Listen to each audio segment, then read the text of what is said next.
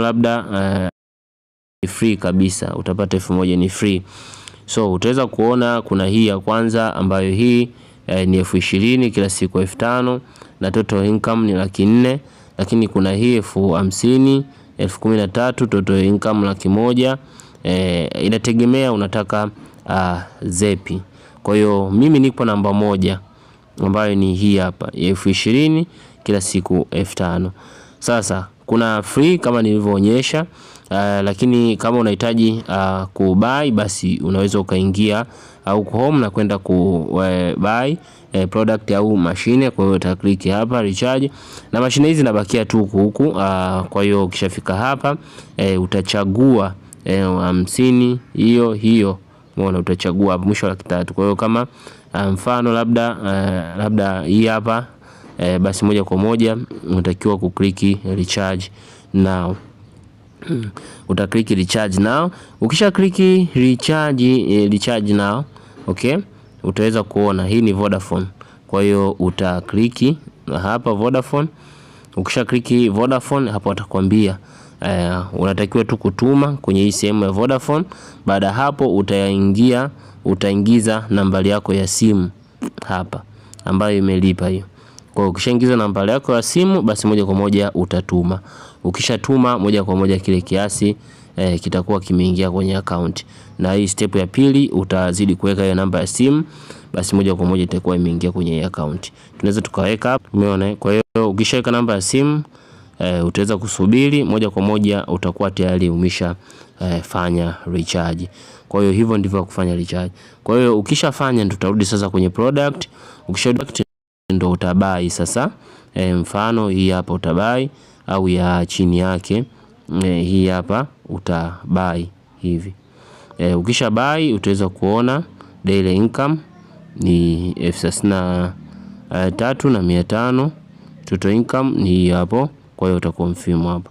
Ukisha confirm basi itakuwa tayari umeshafanikiwa. Lakini kuna sehemu ya team utapata percent invite friend. Kwa hiyo mimi hapa nategemea nipate commission kwa invite ambayo ni commission rate, ndio nategemea hapa nipate. Kwa hiyo kuna 30%, kuna 2% na 1%.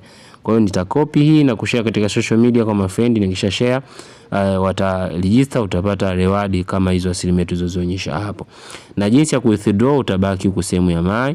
Ukishabaki sehemu ya my utaklik hapa withdraw. Umeona? Ukisha click withdraw, umeona, utaenda ku add account hapa, utagusa add. Kwa hiyo hapo utaandika namba ya simu ambayo unayohitaji 653862520. Mfano hapa name hapa nimekosea, utaandika account name. Ngoja nichukue hii namba yangu hapa. Kwa hiyo wallet na account hapa nitaandika jina.